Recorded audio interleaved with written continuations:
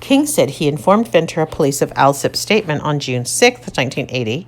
At the time, honoring Michael's request, King did not tell the police the pastor's name. It was learned Wednesday that Michael is receiving police protection for threats on his life. Captain Paul Leidick of the Ventura Police Department testified Wednesday that Michael is being threatened to keep his mouth shut. Who made the threats that made the protection necessary, Leidick didn't say. Hanawalt questioned Leidick at length about the waivers Alsip had signed on March 25th.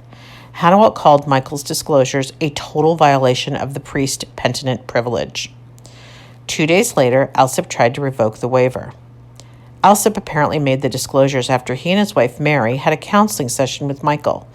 Michael, 58, is an associate pastor in charge of the family and marriage counseling at the Ventura Missionary Church. The church is located just a little way from the Smith home in East Ventura, like literally down the street, 2 houses.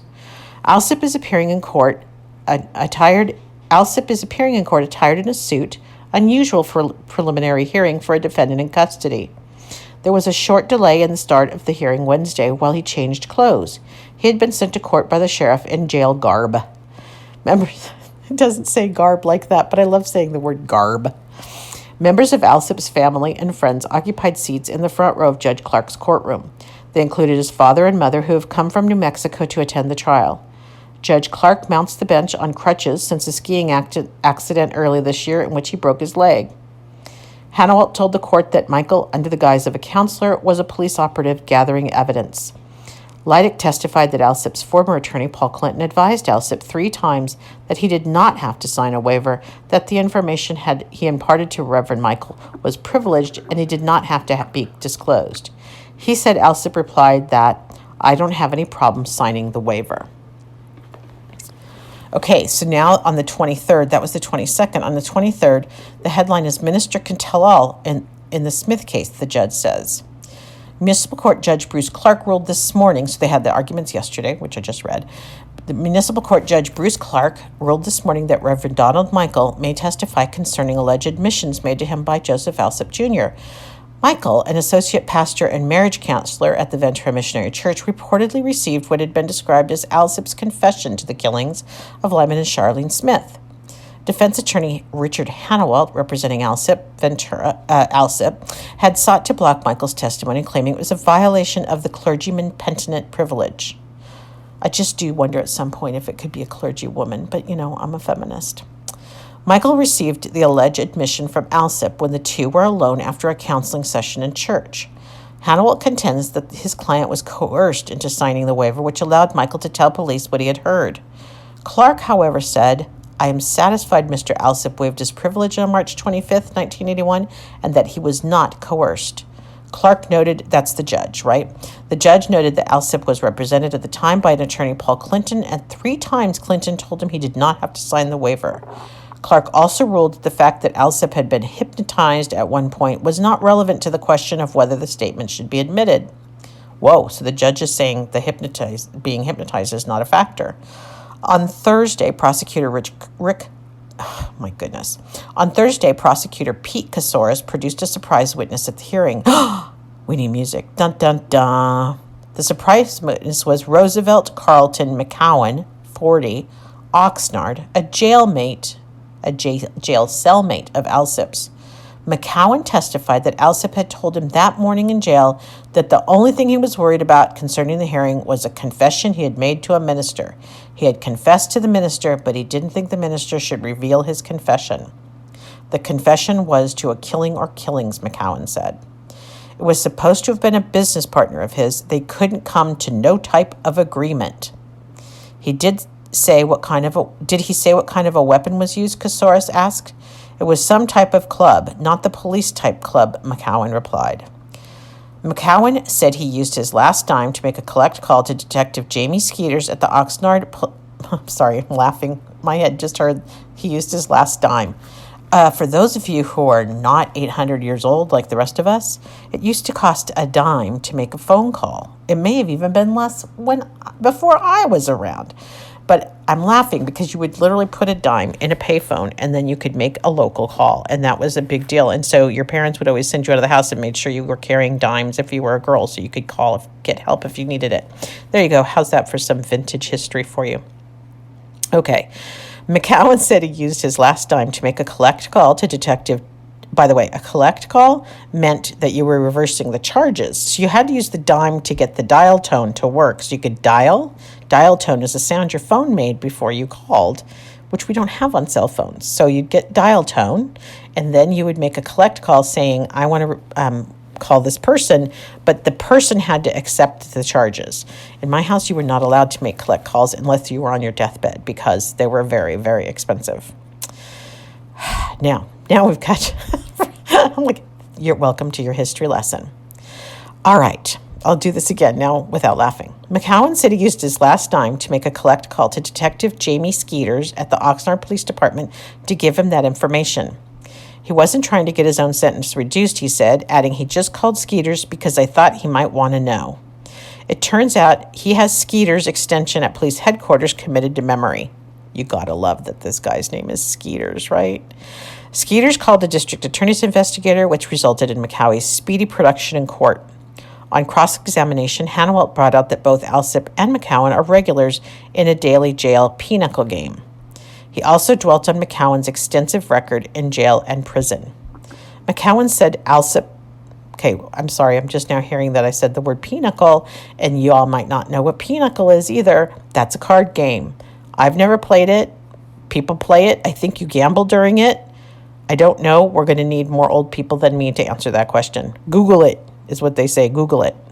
Okay. McGowan said Alsip also expressed concern about having been hypnotized. Casares produced the man who did the hypnotizing, District Attorney Investigator Chuck Harbison. The questions he asked concerned not the night of the murder, March 13, 1980, but the night previous, March 12th, when Alsip is alleged to have visited the Smith residence to talk and have a beer. Harbison said Alsip did not go under hypnosis deeply enough to relive the events of that evening, but instead recalled what happened. The date of the hypnosis session was April 24th, 1980, and that was before Alsip made his alleged admissions to the minister. At the time, Harbison testified Alsip was not an active suspect in the crimes. We do not hypnotize suspects, Harbison said. So there you go. That was a lot of vintage in that little blurb there, but very interesting. So the judge said that the hypnosis can stand so far and that the confession can stand. So here we go. It's April 24th. I think we're going to get down to it because here's the headline. Minister testifies on threats, sex at Alsip hearing. Don't you love, this is why, this, by the way. So Michelle McNamara's team from Gone in the Dark said that one of the reasons they didn't do anything about the Smith case is they wanted to include all of this.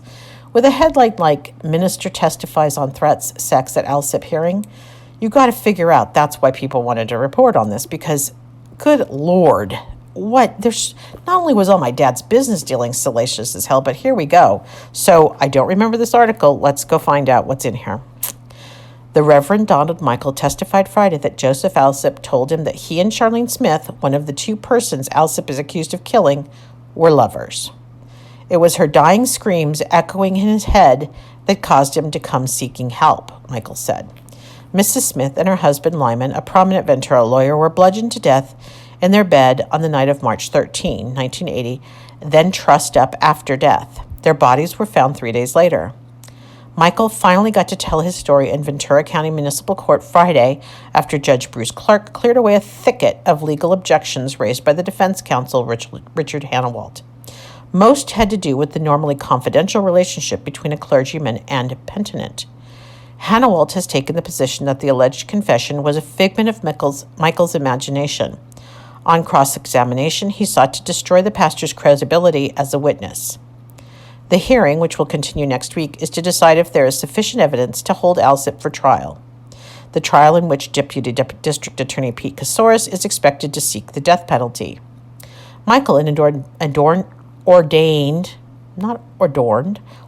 minister for 22 years, is associate pastor in charge of family and marriage counseling at the Ventura Missionary Church. By coincidence, the church is but a few doors from the Smith residence on High Point Drive. Michael said he first met Alsip and his wife on March 13, 1980, the day the Smiths were believed murdered. On May 13th, this is important because the same day, but it's not. On May 13th, Michael said Alsip and his wife came to him for a counseling session. So he met them for the first time on March 13th, but May 13th is when they came for the counseling session. But the subject of murder, the pastor said, wasn't raised until Alsip came to see him alone on May 21st. He said Alsip had been drinking but wasn't drunk. What did he say? Asked Casares. He was personally distressed. He wanted relief. Michael said that's when he asked for details, and he was told it had to do with the death of the Smiths. I know more about that than I wish to know, he quoted Alsip as saying. He was under a heavy burden and distressed by the details, even his wife was bugging him, and he needed to get away from home. He stated that while it was a very horrible event, what Mr. Smith had done to him by destroying his economy, that Mr. Smith deserved it. By destroying his economy. That's an interesting turn of phrase. Michael said Alsip told him he had been a millionaire, but now was worth nothing because Mr. Smith had taken advantage in a real estate deal. From the clergyman's account, it appears Alsip provided few details of the killings, but when he repeatedly used the word we in discussing the crime, apparently indicating some other person or persons were involved. He said Alsip told him the place was turned topsy-turvy or upside down. Michael couldn't be sure which phrase was used, so there would be no follow-up discovery of how the crime was committed. This apparently refers, this is a parenthetical thing here, parentheses, this apparently refers to the tossing about of pillows to give the impression the house had been ransacked, perhaps by the killers whose motive was burglary, end parens. As for Mrs. Smith, Michael said, Alsip told him theirs was a very personal relationship. They had made love more than once, and he had thought she cared for him. They had made love some hours before her death, he said. Did he express any fear, Casares asked. He said that if the interview became known, his life would probably not be worth very much. The interview, Michael said, lasted 50 minutes, 50. Within a few days of the interview, Michael said he had reason to believe his own life was in danger. Michael said he was walking on Victoria Avenue near Buena High School one evening between 8 and 9 p.m. when an older type car pulled up in front of him with one wheel coming up over the curb. There were 3 men inside, he said. One got out and warned him to keep his mouth shut about what he knew about the Smith case. He said he'd never seen the individual before. He described him as a Caucasian in his 30s, and he said he didn't get the license number.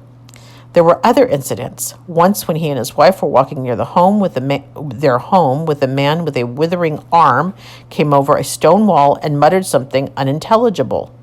Wait, let's just take that in again. Once when he and his wife were walking near their home, a man with a withered arm came over a stone wall. I'm just trying to picture that, guys, and muttered something unintelligible. Other times, he said he and his wife, out for an evening stroll, crossed the street to avoid suspicious individuals. There were many phone calls, he said, generally to his home between 11 and 1 a.m. And 11 p.m., and 1 a.m. An unaccented voice he did not recognize warned him repeatedly to keep his silence or suffer dire consequences. Once, the only sound on the line was a gunshot. Michael is chaplain of the Ventura County Fellowship of Christian Peace Officers, a group that meets Thursday mornings. That's really important. At one of these meetings, Michael said he had talked to Lieutenant Randy Adams of the Ventura Police Department, presiding of the group, about what had been happening. As a result, an instrument was placed on his phone to trap and record the calls, but apparently it malfunctioned.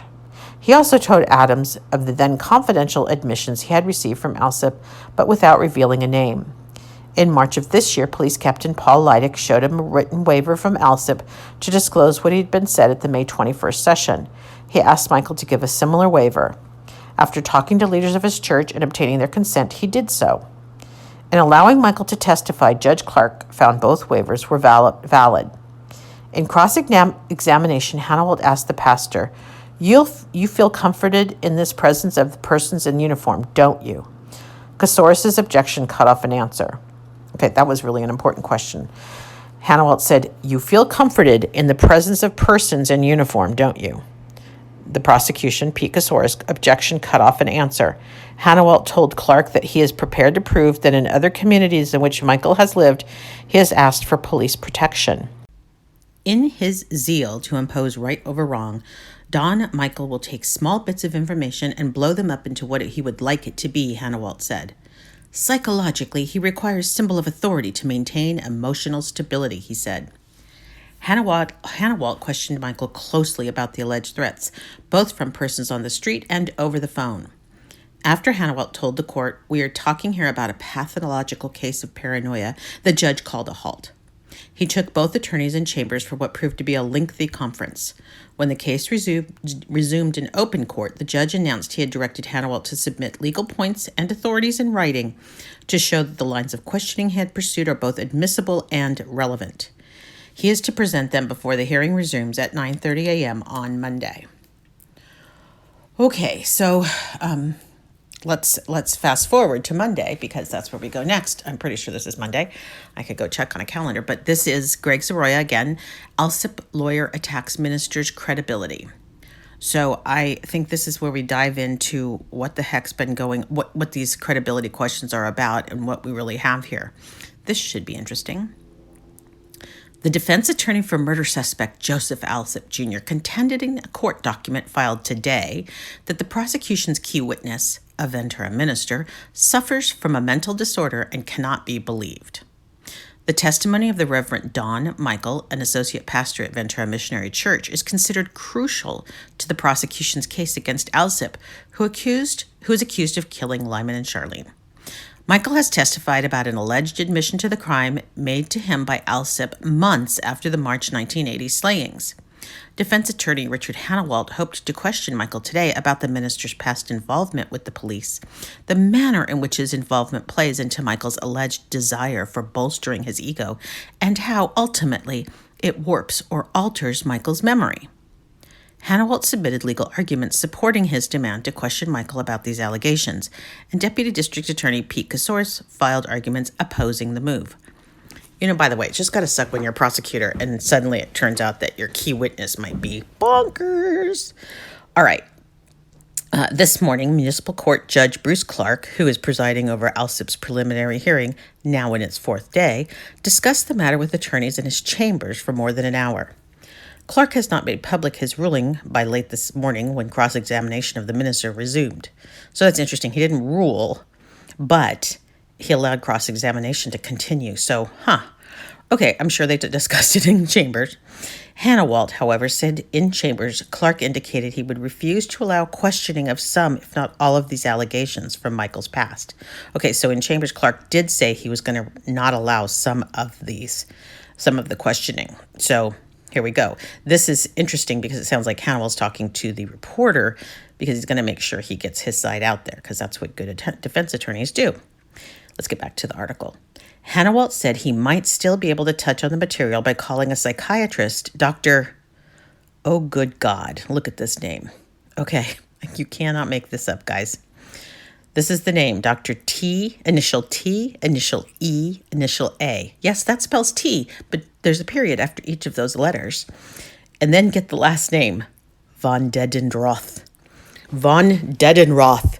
It needs music, guys. This is like a character from Gotham. Dr. T.E.A. von Dedenroth to testify about his diagnosis of Michael.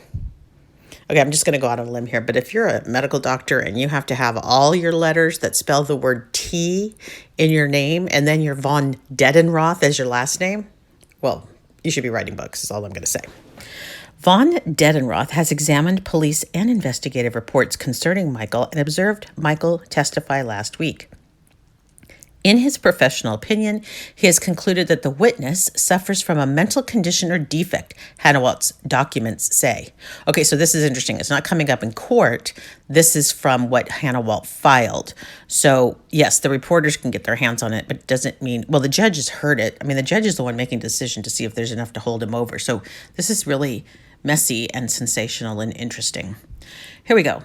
Specifically, Michael has a tendency to place fault or blame upon the activities of other persons or groups and rationalize things that don't make sense, the document said. I'm sorry. Most of us, that's what we use rationalization for. I think that's a very different definition of rationalizing. It's when you're trying to justify stuff that just doesn't make sense. How many times has someone said, you're just rationalizing? It's like, yeah, I'm working hard here, trying to stay afloat, just treading water. That's me rationalizing. Okay, sorry. I'm sorry that tickled me. Let me go back to this. Let me read the paragraph again because I really did end up laughing. Specifically, Michael has, some more of the diagnosis, mind you. Specifically, Michael has a tendency to place fault or blame upon the activities of other persons or groups and rationalize things that don't make sense, the documents state. It is apparent that the ability of Donald Michael to separate reality from whimsy, illusion from fantasy, is now and was during the year 1980 seriously in doubt, Hanawalt contends. Oh, he might be a better writer if he didn't do so much crazy comma splicing. The Smiths were bludgeoned to death in their bed on the night of March 13th, and their bodies were found 3 days later. Alsip was arrested some 20 months after the killings. Michael is in charge of family and marriage counseling at the Ventura Missionary Church. I love how they throw that in there right now when you're like, he's nutty as a nut house, but okay, he's over there managing the family and marriage counseling. Sorry, I get so distracted because this is just, you guys, I was 22. 20 years old. This is like crazy town. Last week, he testified about it. Okay, this is Michael. When they say he, it's Michael. Last week, he testified about a meeting he had with the defendant months after the murder, during which Alsip allegedly admitted he was at the scene of the crime. In recounting the alleged admission by Alsip, Michael also said that the defendant and Charlene had been lovers and that Alsip was angry about losing a vast amount of money in a business arrangement with Smith. According to the documents submitted this morning by Hanawalt, the defense intends to prove that this crucial meeting between Alsip and Michael never took place. Hanawalt also intends to show that Michael has a history of involvement with law enforcement agencies. It is, said Hanawalt, an uncontrolled desire on Michael's part to find a place in the sun. Because of Mr. Michael's need to maintain a favorable ego, his defense mechanisms apparently fail to provide a degree of stabilization, and the evidence would tend to indicate that he resolves his inner conflicts with an apparent regression to fantasizing on a grandiose level, the documents say. Now, I got to tell you, that is some pretty damn deep analysis from just reading stuff and watching a guy in court. Can you imagine having this diagnosis pronounced for everyone to hear? This is in the paper. It's in the paper. It's not in the court record other than as a response to the motion. But oh my God, this is like his whole parish, or whatever you call it. Yeah, is it a parish? His whole congregation, that's the right word. His whole congregation is reading this in the paper. Can you imagine? Okay, we're not quite done yet, though. Wait, there's more. And it's going to be interesting, I'm sure. Hanawalt wants to show that Alsip's alleged admission is a figment of the pastor's imagination. Michael has been I can't read that word. Why not?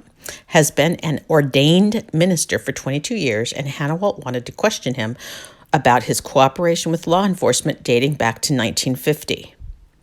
Guys, that's 30 years of being involved with law enforcement. That's a lot of time. At that time, according to documents, Michael cooperated in a Lakewood, Indiana police drug investigation where he loaned officers his car. First of all, I watch a lot of police dramas. Rarely do you loan someone your car. Typically, the police say, give me your car, and they take it if they have to. And I'm sure they don't like to do that because I got to think that just blows the budget of the department like you can't believe. But in this case, he loaned officers his car. But wait, there's more. After this incident, Michael was the subject of numerous threats, the court documents state. According to Hanawalt, Michael recounted one of these in a close call in which he avoided several gunmen who approached his car by revving the engine of his car and escaping. Oh, sorry, I shouldn't do sound effects. I'm not a boy. Some of the information contained in the court documents describes Michael's alleged history of receiving threats and escaping kidnapping and assault attempts, being persecuted by Mormon church officials for converting a Mormon bishop. Would he convert a Mormon bishop to what? And being the subject of police and FBI protection. Okay, guys, do you get that? Listen to this guy. He has an alleged history of receiving threats, escaping kidnapping, escaping assault, being persecuted by a Mormon church for converting a bishop, and being subject of police and FBI protection. One example from the document states that in 1968 in Denair, California, Don Michael related that he had been kidnapped by some Mormons. I so want to just riff right now because I can't think of any. I'm sorry, I'm going to have to do it. I can't stop laughing about it's a Mormon gang. You know, they're driving like what? a nice, beautiful, a Buick. They're probably driving a Buick. And they're out to kidnap, because that's what Mormon gangs do. They go out and they kidnap people. Okay, if that really happens, I don't know about it. So just forgive me at this moment if that's actually a thing. But it sounds hilarious to me because I just can't imagine. But here's what happened. Okay. Don Michael related that he had been kidnapped. He's actually saying he had been taken. He had been kidnapped by some Mormons. Then, at a stoplight, he escaped and fled on foot. He told one person, "I was a goner if they caught me." While in Denair, California, Don Michael again tells parishioners that his church is being checked by the FBI each Sunday for bombs. Okay, there you go.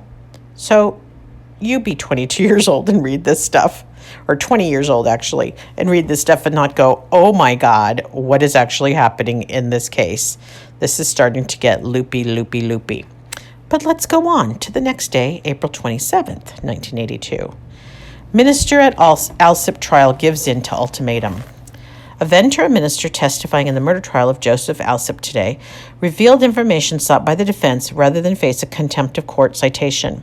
The Reverend Donald Michael is a key prosecution witness in the case against Alsip. The information Michael withheld for a short time Monday was not particularly dramatic. It dealt with the location of a safe where he kept important notes. Monday, Michael said he did not want to reveal the safe's location for security reasons. But on the stand this morning, Michael testified that the safe is located at the Ventura Missionary Church, where he serves as an associate pastor. Municipal Court Judge Bruce Clarke had warned the minister Monday that failure to disclose the information could result in Michael being jailed for contempt of court. It could also have resulted in Michael's testimony being thrown out. Michael's testimony came on the fifth day of Alsip's preliminary hearing, during which Clarke must decide whether there is enough evidence to warrant a trial. Learning the location of the safe, where Michael said he kept, for a time, copies of rewritten notes describing a crucial meeting he had with Alsip, could be important to the defense in its efforts to discredit the minister's recounting of events. Defense attorney Richard Hannawalt has tried extensively to probe Michael's memory about a variety of details with the hope of showing discrepancies in Michael's testimony. Hannawalt contends that a meeting between Michael and Alsip, which reportedly took place on May 21st, never happened. To support this contention, Hannawalt must trace exactly what Michael did with the notes he made of the meeting. Today, Hannawalt grilled Michael about what he did with the notes and a tape recording after they were prepared.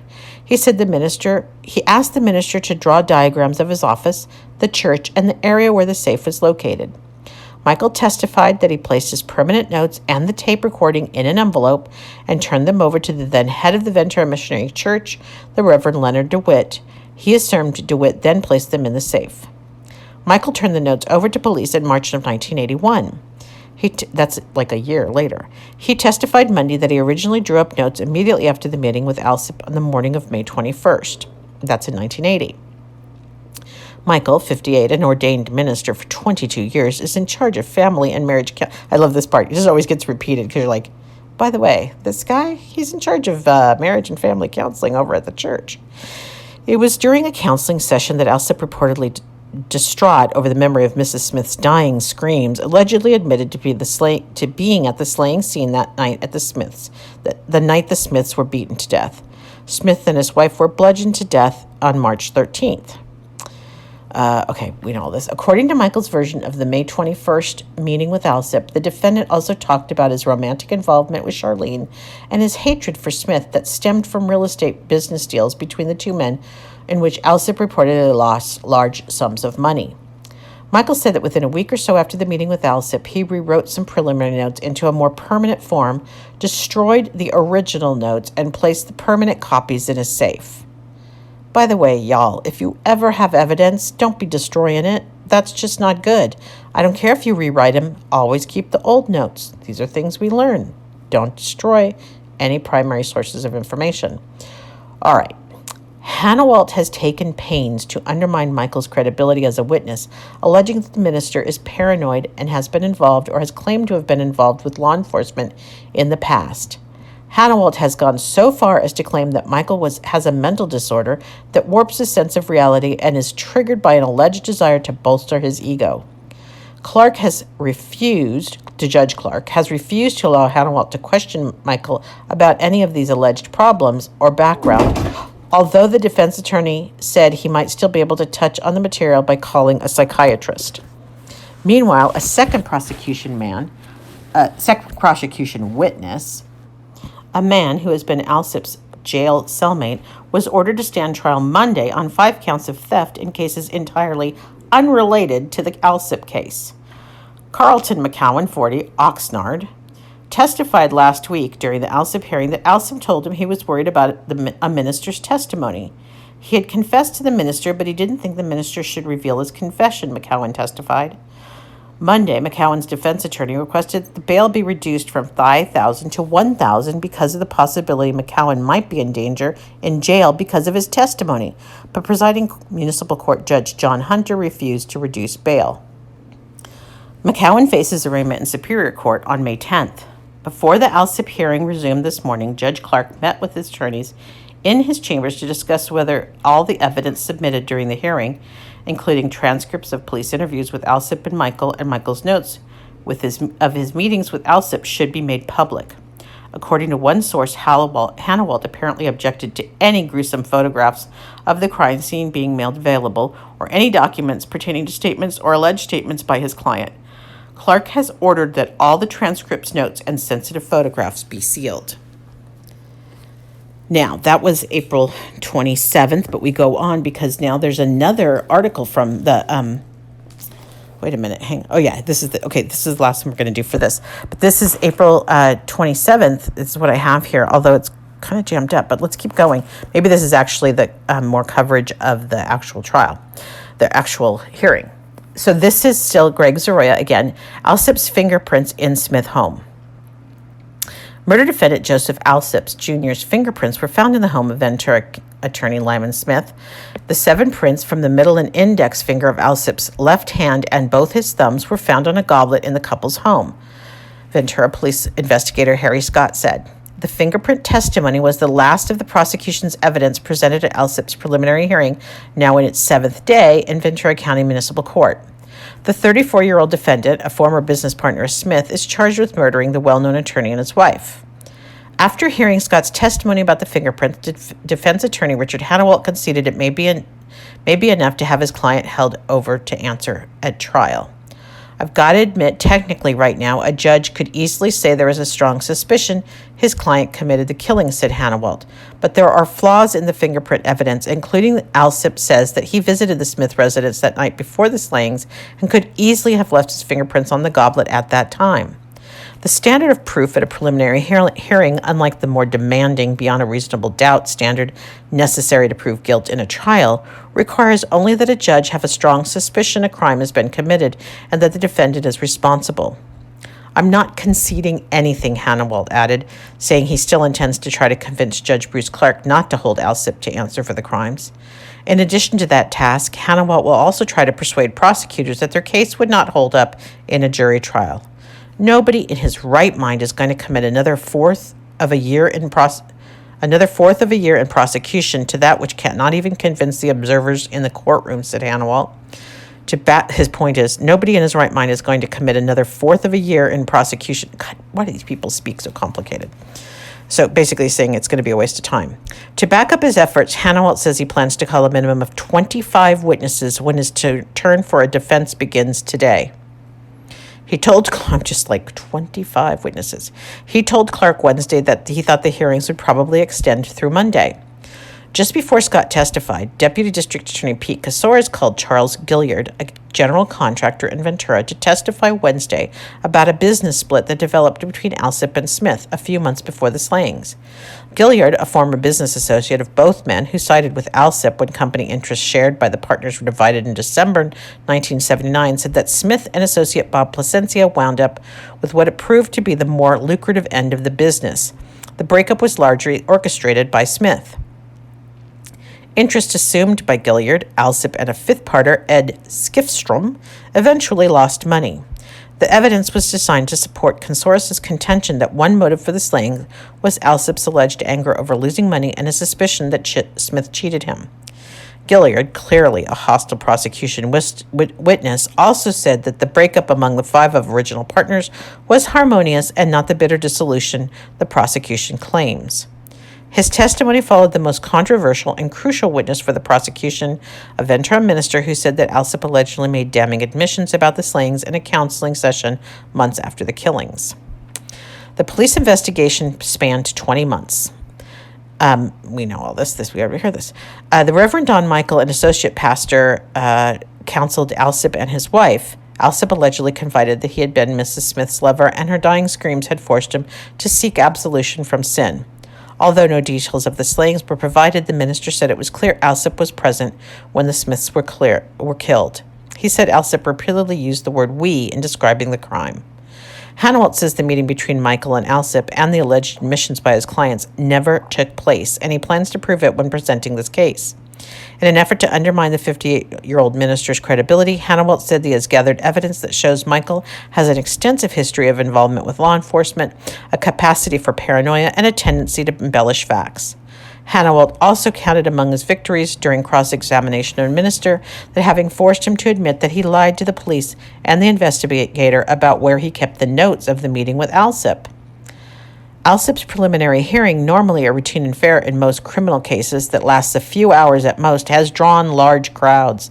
The courtroom has been frequently filled to capacity with interested viewers. Hanawalt said he is not ruling out the possibility of calling Alsip to the stand. Alsip's wife may also be called. Although present at previous court hearings, Ms. Alsip has not attended the preliminary hearing. Family members say she is at home tending to a child with the mumps. Hanawalt said that among the witnesses he plans to call are people who will account for Alsip's whereabouts at the time of the slayings and the time he allegedly met with Michael. Among those people will be Gilliard, Hanawalt said. He also intends to call District Attorney Investigator Dick Haas, to whom Michael lied about the location of the notes, and Ventura Police Detective Dave Stone. County jail inmates will be called to counter the testimony of Roosevelt Carlton McCowan, a former jail cellie of Alsip, who appeared at the he did not write cellie, I just said that, a former jail cellmate of Alsip who appeared at the hearing last week to testify that Alsip admitted making a confession to the minister. Hanawalt, whose flamboyant manner of dramatic pauses and rhetorical exclamations in the midst of cross-examinations have marked his courtroom demeanor, revealed Wednesday that he has yet to have been paid anything by Alsip or his family. Since much of Alsip's investments are tied up in civil litigation, no money has been available, although Hanawalt has said he has been told some payment is forthcoming. "I'm not distressed," the attorney said, "because I'm a gambler. I've gambled before and I'll gamble again. Not only that, but this is a good fight. State monies have been sought to pay for the various defense requirements, such as investigators." Okay, I'm going to leave you with that because, what a crazy, crazy, crazy case. And yes, it's unfortunate we don't have video of Dick Hanawalt because I know I did testify and maybe he's going to call me up for washing the dishes, which is interesting. I don't remember. But he was flamboyant and he did like to use rhetoric and he did believe in drama. And if you could see him, he was not an attractive man. I mean, like he would have been one of those great character actors that they pick out for Criminal Minds or one of those kind of shows where the guy's just like, oh my God. Yeah, that's Dick Hanawalt. Oh my God. I hope he's passed because I don't want to have him hear me disparaging him, but oh my God. Anyway, there you have it. Now the prosecution rests in the prelim. And when we come back, we'll come back to theater. We'll come back to Dick Hanawalt raising holy hell. Wow, what a story. What a crazy, crazy story. Okay, thanks, you guys. Thank you very much for listening, and I will talk to you next time.